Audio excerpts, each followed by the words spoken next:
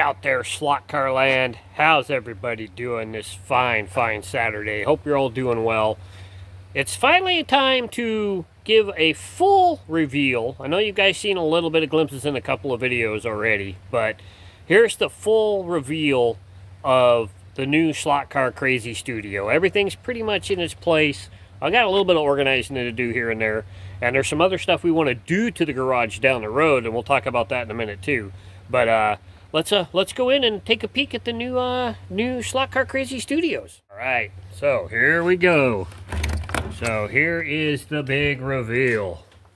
Pretty much. Well, if you guys seen videos, you've probably seen it, but we've got our golf wall on this side. We've got our Ferrari wall on that side.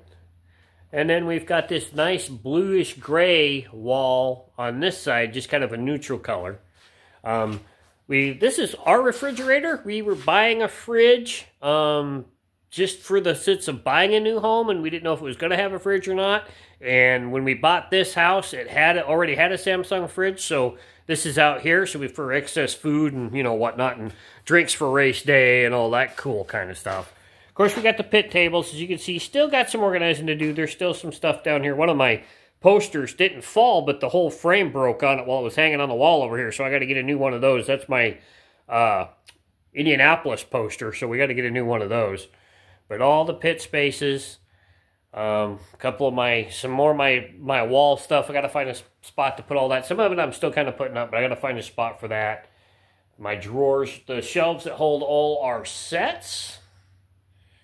Right there. Of course, we have the track. I'm going to be putting the scenery back up tonight. Getting this all back to where it's supposed to be so we can start doing some other things on it. But the track will be all decorated back up with all the buildings and stuff here momentarily. Of course, we have the curios. This one was Elijah's, but they don't have their place of their own, so he said that I could use it. And then after he saw me putting all my cars and stuff in it, he says I could keep it, and he says he's just going to find him something else when he finally has a place of their own where they have room to do it. My other curio, and then of course my there's the Ferraris, and then I've got them all across the top of the wall, all the way around the building, and then they're going to go across the top of the golf wall as well eventually. So now I've got room to expand. We have a new heater in here. We bought this to put it in, so the garage has heat. We've also got the propane one in case it's too cold, because that one is going to take a while to heat up in here, so we might have to, if it's too cold outside, we may have to fire that bad boy up with the help of that one as well. And then, of course, TV's right here. The TV stand, some more of my cars, some more of my memorabilia and whatnot.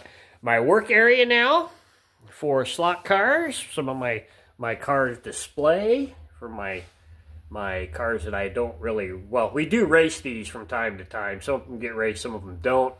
My parts drawers, and then of course the tray. You can see the table set up a little differently than it used to be. I found this feels like I have more space with my slot car box over here, and then this whole space over here to work on cars and whatnot, and all of that kind of stuff. This is new for me now. This is really cool to have a pegboard up to be able to hang my parts and pieces and some of my chassis and some of my package cars. So very, very cool to have that up there so I can hang parts and whatnot that are carded and all that kind of stuff. And then I got my storage drawers down here. I got to go through some of these. Some of these need to be emptied so I can use them for other things and whatnot. And then, of course, we got this bookshelf that's got more of my cars on it. My slot car trophies and stuff are up here. And then the plaques that I did for the first season of the Central Washington Championship Series are here. Sadly, I haven't retained any since then. Looking to change that this year, hopefully. This still needs to be organized. As you can see, I still got a bunch of stuff sitting on here. My drill press will be on here. I have a grinder that'll go right here. This space here will be, the center space here will be all cleaned off. And I got my toolbox and all that stuff, and I still need to organize all of that crap as well. But, and then I got to find out what I'm going to do with my vise. I used to have it right here. But as you can see, it got broke. Elijah actually broke it a while ago, and as we were moving the table, it broke and fell off. So I'm going to have to figure out what I'm going to do with that. I can't mount it back here because it's going to be too close to the slot car box. So I'm not quite sure where if I'm going to put it over there on the bench and use it over there and buy a little hobby vise for over here, which is what I might do, is buy a little hobby vise that'll clip to my table right here to be able to use it for that kind of stuff. So, but that's kind of a little bit of a tour. You can see the 3x5 build is underneath the track now. We'll bring that out when we need to work on it and do some videos on it. We're going to be changing the retaining wall, adding an apron around the outsides of the corners. We took that to our suicide awareness event that me and my wife's foundation put on every year. It was a great hit with the kids. So we're going to be trying to drum up some interest in the Valley by going to car shows and whatnot with the 3x5 build to have some fun and try and generate some more interest in the hobby and get some more people locally to start racing with us and have some fun and all that kind of stuff. So, but that's a little tour. Some of the things we're going to change. Eventually, I'd like to change the floor. Either have a seal coat put on it, which means everything would have to come out, which kind of sucks. But I would like to do that. The garage doors, I eventually want to buy some drywall, and drywall each individual panel of the garage door itself, so it can still go up and down. Because this one actually still works. This door actually works. That door doesn't. That's got an old garage door opener, and it doesn't work, so we don't really need to have it open. But this one does open. It's good. It would be nice during late fall, warm days, and early to late spring races. When it gets warm outside, we can open that door. We can also have pit spaces outside. If we kind of move some things around here, we can move the shelving here so people can come in and out of that way. Or they could go around and come in that way too, and we could just yell out the garage door, hey, you're up to race, and all that kind of stuff. So that's something else. They'll eventually be painted the same color as this wall.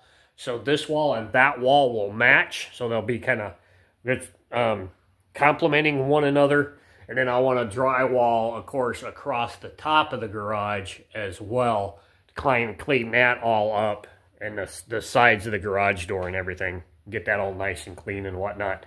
Make it look really nice in here. It already looks really good, and it'll even look better once we can get some of this other things done.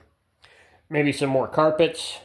Not sure, but that's that is the new Slotcar Crazy Race Center and Studio.